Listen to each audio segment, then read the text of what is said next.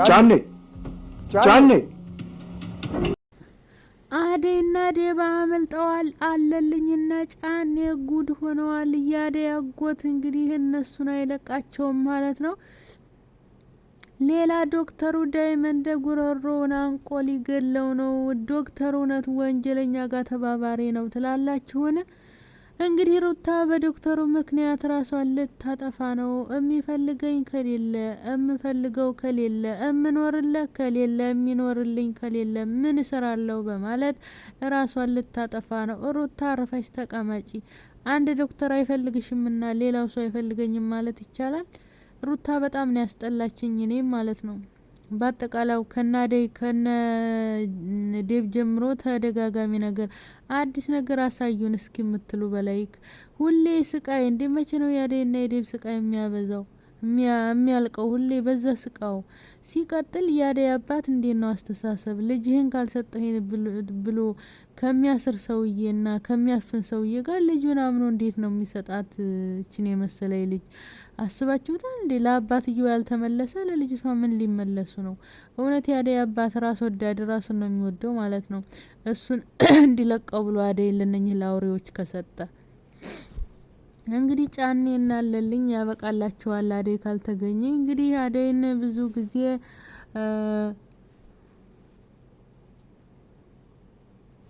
ቢያስፈራሯትም ዴብን ጥየትም አልሄድም በማለት እንግዲህ አቋሟን አሳይታለች። ያው ዴብን በመምረጧ አባቷን ተወች ማለት ሳይሆን የህይወቷ አጋር ዴብ ነው። ከዴብ ጋር ነው የምትኖረው። አባትየው ደግሞ ደህና ነገር ቢሆን እንኳን አባትየውን ብትመርጥ ታባቷ ወገን ብቆም ችግር የለውም። ግን ለነኚህ ለአረመኔዎች እንዴት ተነሱ ጋር ትቆማለች? በጣም ከባድ ሰዎች ናቸውና ስለዚህ አደይ ትክክል ናት ነው ብዬ የማስበው እኔ። እናንተስ ጋይስ እንዴት ነው? ቆይ አደይ ትክክል ናት ትላላችሁ ወይስ አባቷን መምረጥና አባቷን ማስፈታን ነው ያለባት? እውነት በጣም ነው የሚያስጠላው እንደዚህ አይነት በሰለጠነ ዘመን እንደዚህ አይነት መኖሩ ማለት ነው። እና ሩታ አርፈሽ ተቀማጪ። ከማይወድ ሰው ጋር ምን ትሰሪያለሽ? አንድ ዶክተር አልወደደሽምና ህይወትሽን ማበላሸት ህይወትሽን ማጥፋት መፍትሄ አይሆንም። ስለዚህ ዶክተር የሚወዳት አደይና አንቺ ደግሞ እሱን ትወጂዋለሽ። ስለዚህ ምንም ማድረግ አይቻልም። ይሄ የህይወት ጉዳይ ነው። እኛ ስለወደን ነው ብቻ ሁሉም ሰው እኛን ይወደናልና ይፈልገናል ማለት አይደለም። ሁሉም አመለካከት ይለያልና ስለዚህ ሩታ አትጃጃይ ማለት ነው። ቆፍጠን በይ። አንድ ዶክተር አልወደደሽምና ህይወትሽን ማጥፋት አለብሽ ብዬ አላስብም። ሲቀጥል ደግሞ ዳይመንድ ያደረገው ነገር ትክክል ነው ወይ?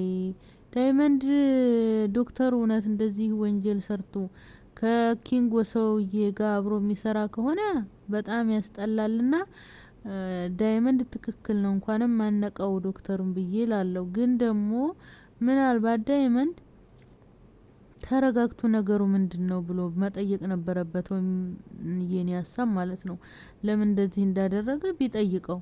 ምክንያቱ ምንድነው? ለምንድነው እንዲህ ያረገበት ምክንያት? አንድ ሰው ሪዝኑ ሳይጠየቅ ዘሎ ሰው ልግደል አይባልም። እና ዳይመንድ ያረከው ነገር ስህተት ነው። መጠየቅ ነበረበት መጀመሪያ ዶክተሩ ማለት ነው። እና የፍቅር እናት አሳዘነችኝ። አንዴ ፍቅር ስትል ሩታ፣ ሩታ ስትል ፍቅር። እውነት መቼ እንደሚስተካከል ከባድ ነው። ፍቅርም እንግዲህ አሁን ላይ ዴብን አላገኘችውም። በዴብ ፍቅር ስለተያዘች እናቷን ለመወጫ እንዲሁም እነ ሮማንን ብጤውን ብጤ ያጣውም ሲባል ሰምታችኋል አይደለ ጋይስ? ምን አለ ብታጣመሩልን ዳኔና ፍቅርን። ዳኔና ፍቅር ይጣመሩልን ፍቅርን። ከዛ እነ ሮማንና እነ እንትናን ትለቀቅ ታረጋቸው ነበር። እናሹን የራሷ ቢዚ የምትሆንበት ነገር ቢኖራት ሁሌ ተሰው ላይ ችካትልም ነበር። ስለዚህ ያካችሁን ፍቅርን አጣምሩልን። ሩታ ደግሞ እስኪ ሩታ እኮ ግን በፊት ዳይመንድ ይወዳን ነበር። እሷ በቃ ዶክተሩን ስታይ ናቅናቅ ስታረገው እሱም በቃ ማስገደድ እንዳይሆንበት ተዋት እንጂ በፊት ይወዳት ነበር። አራነትም ማለት ነው። ግን እሷ አሁን ላይ ሩታ ተዶክተሩ ጋር ተማይወዳት ሰው ጋር ነው። እና ሩታ ራሽን ጠብቂ። ለማንስ ብለሽ ራሽን ታጠፊያለሽ? እና ቆፍጠን በይ። ዝርክርክ ሰውና ወንድ ልጅ በግድ ካላገባኝ የሚል ሰው ደስ አይልም ማለት ነው። ፍቅር በግዴታ ሳይሆን በውዴታ አንድ ሁለት ሰዎች ተመካክረው ሳይሆን ተፈላልገው ውስጣዊ ማንነታቸው አብረው የሚሆኑበት ነው እንጂ በግዴታ አይደለም። እና ስለዚህ ደግሞ አንድ ወንድም ቢያለኝ ተብሎ ህይወት አይጠፋም ያለ መጨረሻ ነው እንዴ? ይሄ ስተተኛ ነሽ።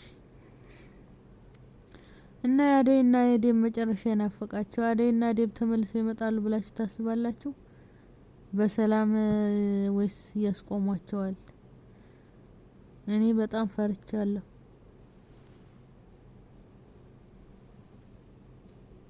እና ለማንኛውም ቤቲም አስር ያትሯሯጭ በስርዓት ካለብሽ ስራሽን ስሪ። በየቦታው እየተሯሯጠች አሁን ተቤቲ ምንድነው የምንማረው? ወንጀለኛን ማጋለጥ ደስ ይላል፣ ግን ደግሞ እንደዚህ አይደለም። ስነ ስርዓት ይዘሽ በስነ ስርዓት ነው እንጂ በየመንገዱ እየተሯሯጥሽ አሁን ድብብቆሽ ነው ወይስ ምንድነው? እና ላገኘችው ሰው እያወራች ለኩኩሻ ለቅምጥል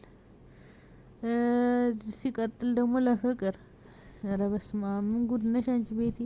ለማንኛውም የቤቲ ፓርት እና የሩታ ፓርት ታስወጡልን። እኔ አልተመቸኝም፣ ይቅርታ አድርጉልኝ ማለት ነው።